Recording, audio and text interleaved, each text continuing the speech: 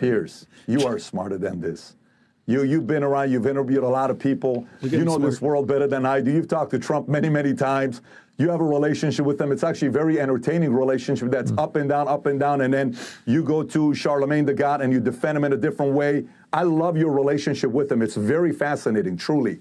But, Piers, you know Putin's not going to do shit to Poland if Trump's the president, because when an alpha and an alpha get in a room and they negotiate, there's a fair level of respect and admiration for each other. We can look at case study. The great thing about what I love the 2024 elections for is the following. Here's why I love the case study of what we have today. I think it's going to be used for decades, if not centuries to come. And here's what the case study is. We can now officially, Piers, say we had 4 years of Trump administration, okay, to look at, and we have almost 4 years of Biden to look at.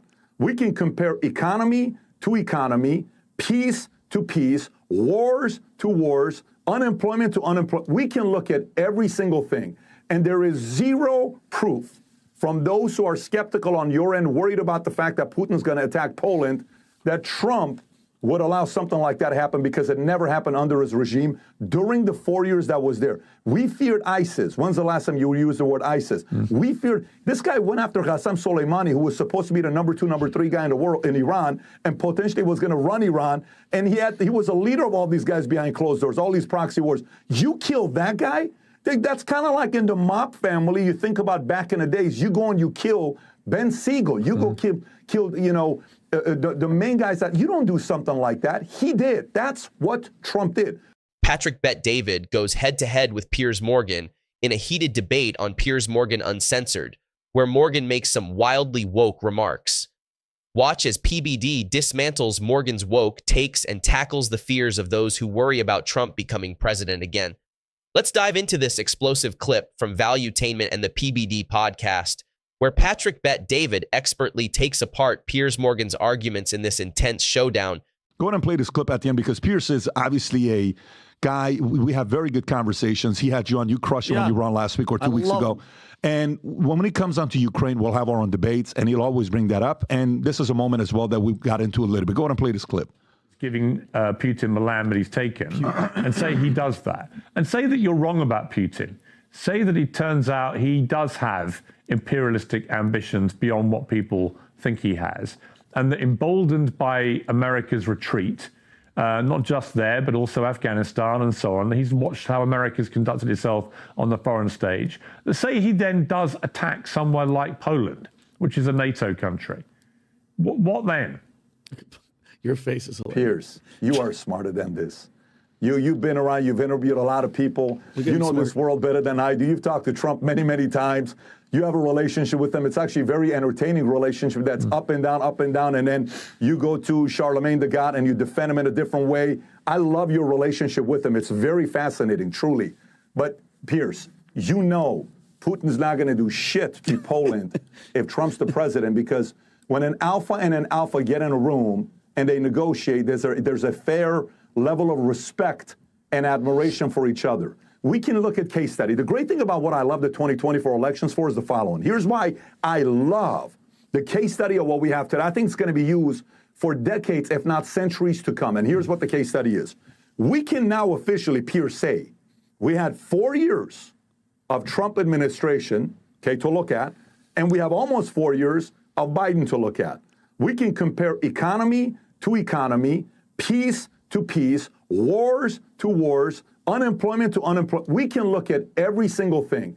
And there is zero proof from those who are skeptical on your end, worried about the fact that Putin's going to attack Poland, that Trump would allow something like that to happen, because it never happened under his regime during the 4 years that was there. We feared ISIS. When's the last time you used the word ISIS? We feared, this guy went after Qasem Soleimani, who was supposed to be the number 2, number 3 guy in the world in Iran, and potentially was going to run Iran. And he was a leader of all these guys behind closed doors, all these proxy wars. You killed that guy?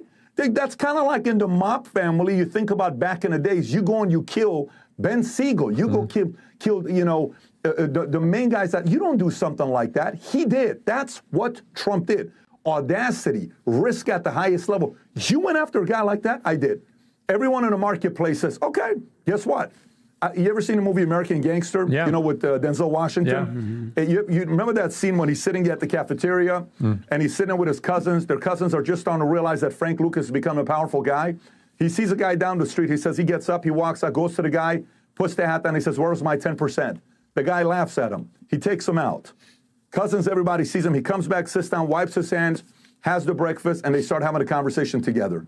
Trump did that to Qasem Soleimani on a world stage. On the world stage. Love that laugh. Do you know what level of audacity that takes? Who has that kind of audacity? Not a lot of people. He did. That could have been risky because to some of us, we're like, if Iran retaliates, you have the right to not retaliate. They took out your number one general. They didn't. Strength is one way to lead, and when America's strong, fortunately, the world is at peace. When America's not strong like we are today, the world is not at peace. It's true. Patrick Bet-David, always great to talk to you and hear your perspective. Thank you very much indeed. Likewise. Surprise. Patrick Bet-David nailed it. He's absolutely right. This isn't just an issue confined to America, it's a global concern. Under Biden and Harris, America is seen as weak, and that perception is fueling chaos worldwide. If Kamala Harris were to win the next election over Trump, the situation would likely worsen, as PBD highlighted in his conversation with Piers Morgan. We're already witnessing conflicts springing up across the globe, and America's involvement in many of these conflicts isn't helping matters. While I hope that a return of Trump might lead to pulling back from some of these wars, the reality is that as long as America is perceived as weak, adversaries like Russia and China will continue to push boundaries. When America stands strong, as it did under Trump, our adversaries think twice before threatening our allies. But with a leadership perceived as fragile and ineffective, like Harris, who struggles with even managing the border and internal crime, there's little deterrent against aggression from other nations. During Trump's presidency, he handled global threats decisively, taking bold actions like humiliating ISIS on the world stage and making it clear to adversaries, including Putin, that there would be serious consequences for any aggressive moves. For instance, it's been reported that Trump warned Putin that any invasion of Ukraine would lead to severe retaliation, and we didn't see such moves during his term. It's this strong, unyielding stance that's missing now, and Patrick Bet-David is spot on in pointing out the drastic contrast between Trump's approach and the current administration's. Let's continue to see what other insights he brings to the discussion. And we got today. Everybody feels bold to go and do whatever they want to do. So if you got a guy like that in the House, do you think that would be happening today if Trump was president? You think this is what's happening today? Are you crazy? No, you brought up movies, and I think movies mimic reality so well. And when I think of Iran and I think of Israel right now, I think of that scene in Indiana Jones where the guy in the black is waving the sword around. Just takes out and the gun. Indiana Jones just looks at him because he's tired. Indiana Jones has been fighting and running away from bad guys. He's tired. He's sweaty. He just draws and shoots him. Yeah. And it was very quick. I mean, and that's what I feel like is right now. There's a lot of people that they call it saber rattling for a reason. It's like rattling the saber to remind people that you've got a sword. But then you have people that look at you and say, "Are you going to use that? You're not going to use that. You're not going to take this out." One part that I thought was super interesting, by the way, awesome. That was Just when you laugh like that, you know you made a point. But you talked about who's in your ear. You talk about this all the time. Who's in your ear? Something very interesting, and we talked about these articles. You know, it's who's in your ear above you, who's in your ear next to you, and who's also in your ear below you. You know, we make assumptions like who's in the Islamic Republic of Iran's ear above them. Well, maybe China. They've invested into Iran how many billions of dollars? $400 billion over 25 years. Insane amount of money. Yeah. Possibly Russia. They're selling them weapons.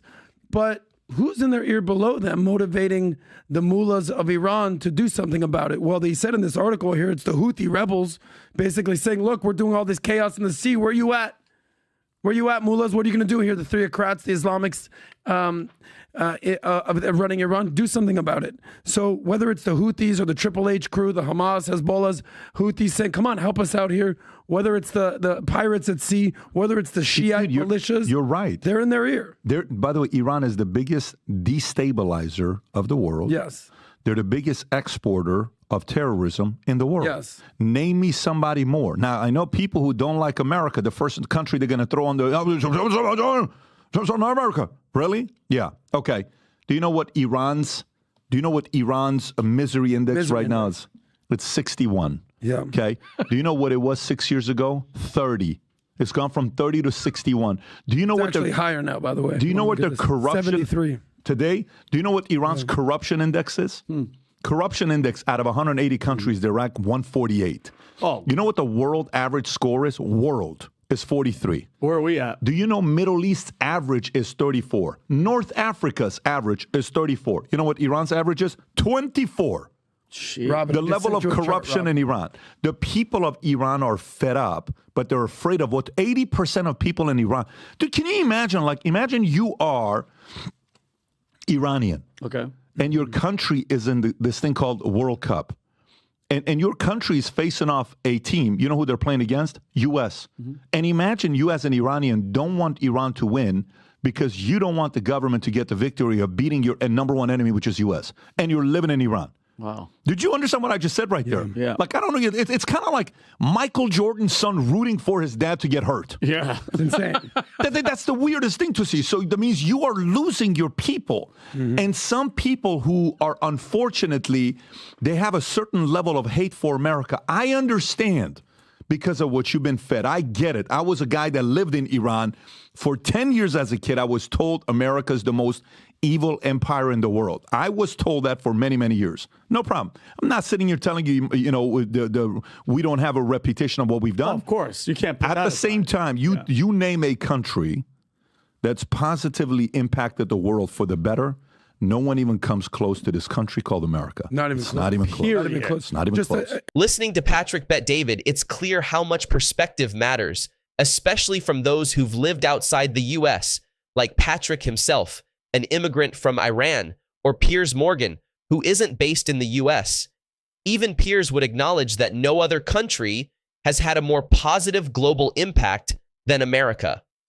Sure, America has its flaws, and yes, the government has made questionable decisions, like any government around the world.